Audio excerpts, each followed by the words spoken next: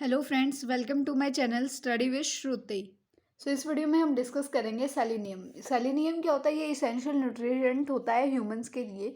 Important होता है thyroid की हेल्थ के लिए, रिप्रोडक्शन या फिर जो डिफेंस होता है अगेंस्ट ऑक्सीडेटिव डैमेज, उसके लिए भी क्या होता है, ये इंपॉर्टेंट होता है। उसी के साथ साथ ये जो है प्रिवेंट करने में हेल्प करता है। जो मरकरी पॉइजनिंग होती है हमारी बॉडी की, जो अफेक्ट कर सकते हैं हमारे बॉडी के मेटाबॉलिज्म को, ठीक है। मतलब मरकरी पॉइजनिंग का जो भी प्रेजेंट होना या आना हमारी बॉडी में पेनिट्रेट करना होता है, ये उसको प्रिवेंट करता है। और उसी की हेल्प से क्या करता है, ये प्रिवेंट करता है बॉडी के मेटाबॉलिज्म को अफेक्ट होने से। फंक्शंस की अगर हम बात करते हैं तो ये बहुत ज़्यादा नेसेसरी होता है। ये जो आयोडीन है थायराइड हार्मोन में, उसके प्रोडक्शन के लिए, इम्यून के लिए और रिप्रोडक्टिव फंक्शंस के लिए भी क्या कर सकता है, ये नेसेसरी होता है।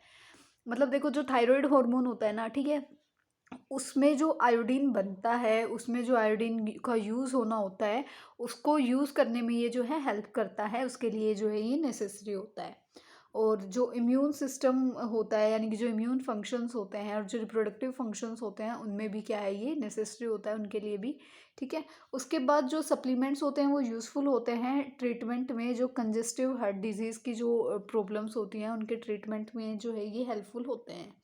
उसी के साथ साथ जो भी स्केलेटल मसल पेन होता है, उसको एलिमिनेट करने में हम यूज़ कर सकते हैं ये सप्लीमेंट्स को, या फिर इसको सेलेनियम को। उसी के साथ साथ जो एनीमिया होता है या फिर जो ग्रोथ प्रॉब्लम्स की ट्रीटमेंट, जो ग्रोथ प्रॉब्लम्स होती हैं उनके ट्रीटमेंट के लिए भी हम इसको यूज़ कर सकते हैं। सोर्सेज की अगर हम बात करते हैं तो Brazil nuts, bread, fish, meat और एग में मिलता है। उसी के साथ साथ सी फूड्स, सेरेडाइंस, हैम और जो ग्रेन्स होते हैं, इन सब में भी जो है हमें सेलेनियम मिलता है।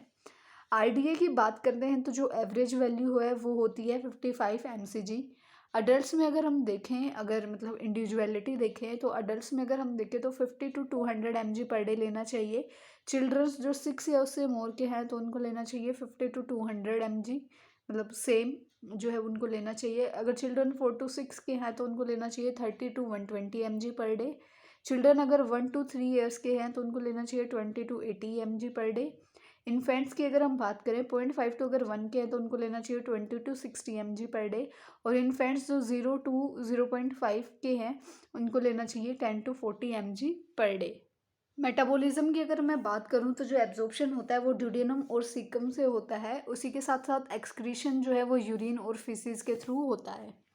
डेफिशिएंसी से क्या हो सकता है, किसन डिजीज़ हो सकती है। इसमें क्या होता है, जो हार्ट की लेयर्स होती है ना, उनका इन्फ्लामेशन हो जाता है।